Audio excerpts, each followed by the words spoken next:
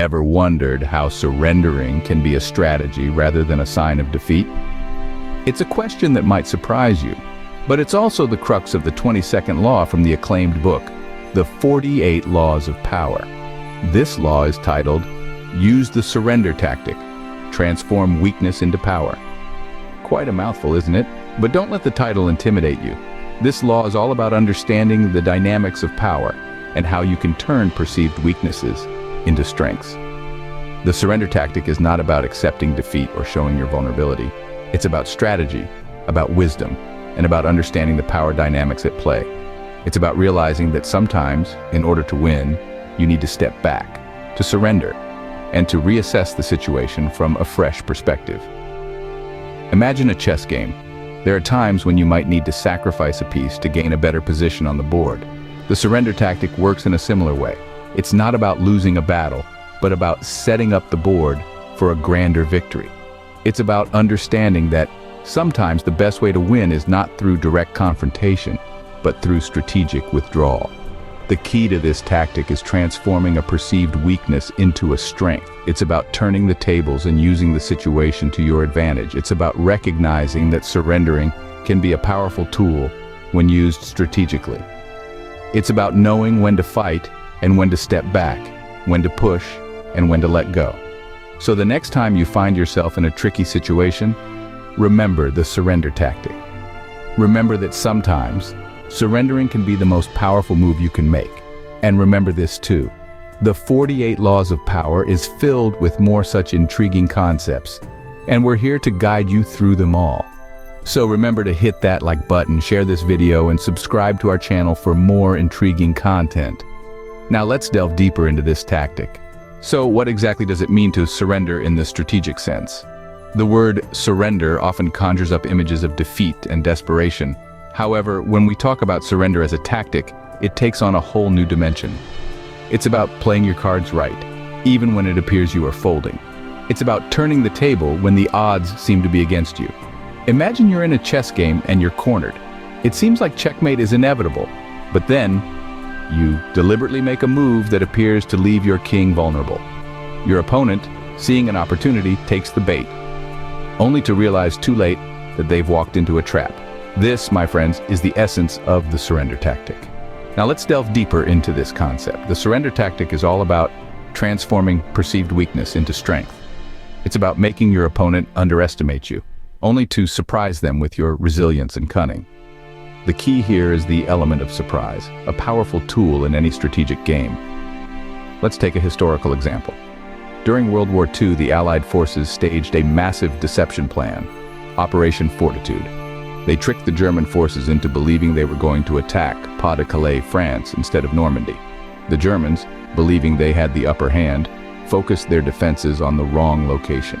And when D-Day came, the surprise attack at Normandy was a success, turning the tide of the war in favor of the Allies. This is a classic instance of the surrender tactic in action.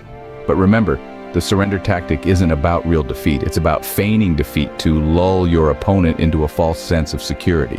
It's about making them think they have won, only to snatch victory from their grasp when they least expect it. As we peel back the layers of this tactic, we reveal its true power, the power to turn the tables, to transform weakness into strength, and to win even when it seems like you are losing. It's a lesson in humility, resilience, and cunning, the art of winning by appearing to lose. Now that we get the gist of the surrender tactic, how do we apply it strategically? Life is full of battles, big and small. Some we win, some we lose, but all are opportunities to learn and grow. The surrender tactic, as we've discussed, is a powerful tool in our arsenal. But knowing when and how to use it is the key to its effectiveness. Imagine you're in a heated argument with a coworker. You've reached a stalemate, neither of you willing to back down, tensions escalating. This is a prime situation to employ the surrender tactic. Rather than continue the battle, you concede, giving the illusion of defeat. But don't mistake this for a loss. This is strategic surrender. By stepping back, you diffuse the situation, allowing for cooler heads to prevail. You give your opponent the satisfaction of victory, but in doing so, you maintain control of the situation. Or consider a scenario where you're competing for a promotion, but you're up against a more experienced colleague. Instead of engaging in a head-on competition, you could opt to strategically surrender, acknowledging their superiority. This not only garners respect from your peer, but also puts you in a favorable light with your superiors as someone who values the team over personal ambition. Remember, the surrender tactic is not about being weak or passive. It's about recognizing the battles worth fighting and those that are better left alone. It's about knowing when to step back to gain a better vantage point. It's about understanding that sometimes the fastest route to victory is through apparent defeat. The surrender tactic can be applied in many scenarios, from personal relationships to professional encounters. It requires tact, humility, and a keen understanding of human behavior. But when used effectively, it can transform seemingly disadvantageous situations into opportunities for growth and advancement. The art of surrender is not about giving up, but about gaining control. So, how does surrendering transform weakness into power? Let's delve into this intriguing paradox. At first glance, surrendering may seem like stepping back, giving up, or admitting defeat. But in the grand scheme of power dynamics, it's actually a strategic move that can turn the tide in your favor. Picture this. You're in a situation where the odds are stacked against you. You're the underdog, the one seemingly at a disadvantage, but instead of fighting a losing battle, you choose to surrender. You yield, you give in.